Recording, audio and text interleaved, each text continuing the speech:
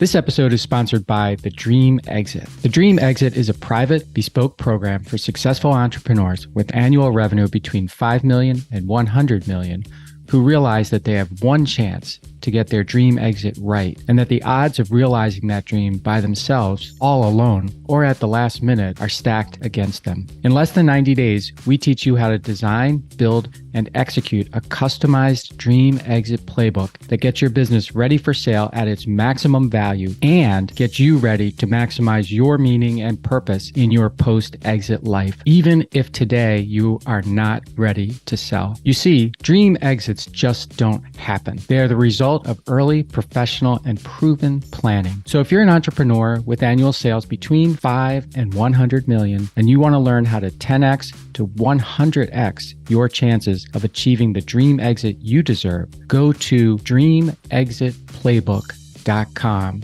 today.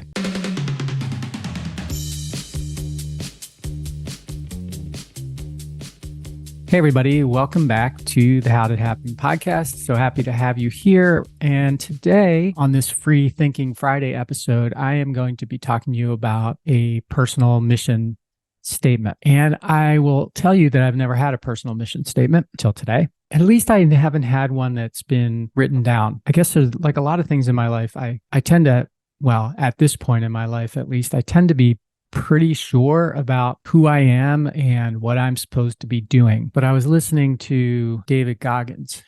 And if you haven't heard of David Goggins, you can look him up. He's a phenomenal human being in terms of an athlete, a thinker, and just a hard to kill person. And he's probably most famous for his book, which is called Can't Hurt Me, which I read and I loved. But anyway, David was talking about his personal mission statement, and he was sort of challenging people to have a personal mission statement. And because I respect him, it made me start thinking about what my personal mission statement might look like if I had one.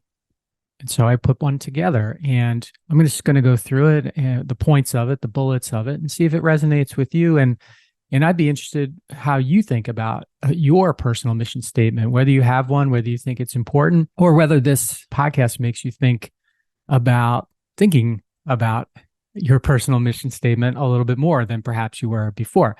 So I've got a number of bullet points. I'm just going to go through them. Number one, make things better. So I feel like my role in life, not just in my family, but in my businesses and my professional and my coaching, is to make things better. I feel like I manifest that by, first and foremost, and I think this drives my wife crazy sometimes, but I clean up. I love cleaning up messes, even if they're not my mess. Like for instance, in the men's bathroom, oftentimes the paper towels miss the trash basket and they're on the floor. And I always make a point of trying to clean those up, for example, or clean up the sink around it, which it's none of my business, probably doesn't get noticed and doesn't mean anything to anybody else, but it helps me live my mission every day of making things better as a result of me being involved in them. So that's number one. Number two, be interested and curious. There's no excuse for me not to learn something new every day. You probably feel the same way.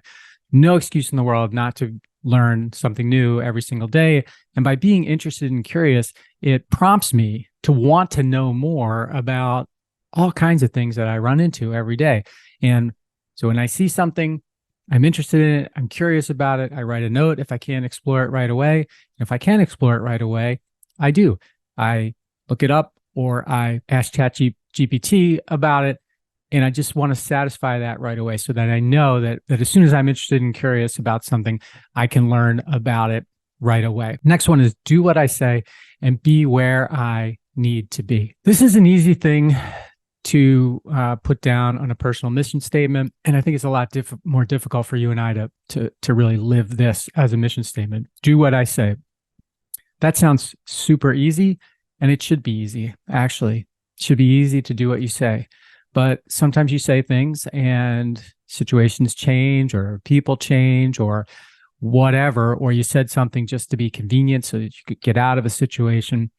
And you end up not doing what you say. People remember that, and they don't remember it in a good way. Be where I need to be.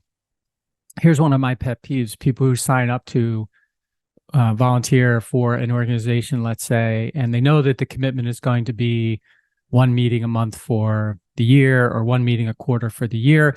They sign up for that, they agree to do it, and then they don't show up. They just don't show up. And I don't know what's going on in someone's mind when they just don't show up, when they've agreed to show up and they knew what was involved, what was expected of them, but yet it happens all the time. So I try not to do that. I try to always be, do what I say and be where I need to be. I guess this is 4, be approachable and polite. Sometimes people take advantage of this, but very rarely. And it probably gets back to the be interested and curious about other things. But I feel like I'm approachable and I'm definitely polite because 1, I think everyone deserves politeness. And 2, I have no reason not to be. There's no reason for me not to be polite. And from an approachable standpoint, I never know who I'm going to meet. And I never know who I'm going to be able to help. So even though you probably can't, like everyone who reaches out to me and wants to improve my online presence on LinkedIn, for example, I can't be approachable to all of those people. But to anyone who makes a genuine effort to connect with me, I am going to make a genuine effort to be approachable to them and polite. Number 5, care a little bit more than I need to. This is also a hard one, and I'm not the best at this. I can say that for sure. I think my wife cares a little more about a lot of things than she needs to, and definitely does it in a better way than I do. But I've learned from her, and I do think about and practice caring a little bit more than I need to about as many things as I possibly can. That also maybe gets back to be interested and curious and do what I say. If you can help someone or make things better for that matter, if you can help someone by caring a little bit more, or you can learn something new by caring a little bit more, why not? And then the last one is be an icon to those you care about. I never thought much about being an icon until pretty recently, actually, when I was asked to do a keynote about what it means to be an icon. And it was funny because I had to actually look up on ChatGPT what an icon was. I mean, I knew what it was, but I wasn't completely sure about what it was. And I've got a funny story about that, but I'm going to save it for the next podcast because I am going to do a next episode on what it actually means to be an icon. But so I'll leave this one just generic. Be an icon to those who you care about. And when you come back to listen to the next Free Thinking Friday solo episode, you will find out what I mean about that. So let me just wrap up this personal mission statement thing that I started thinking about and actually documented here based on me listening to David Goggins talk about and encourage people to have a personal mission statement. So here are mine, just to summarize. Make things better, be interested and curious, do what I say, and be where I need to be approachable and polite, care a little more than I need to, and be an icon to those who care about you. So what about you? What about your personal mission statement? Jot down some thoughts that you have right now and start thinking more about it. Encourage other people to talk about and think about their personal mission statement. What is it that they're doing or trying to do every day that makes their lives and the lives of the people that they touch a little bit better than it was before you touched it? So thank you so much for listening to this Free Thinking Friday solo episode. I do appreciate you. I hope you found this time valuable. And if you did, tell someone, tell a friend, follow the podcast. If you're not following the podcast already, shoot me a note. Let me know what you're thinking.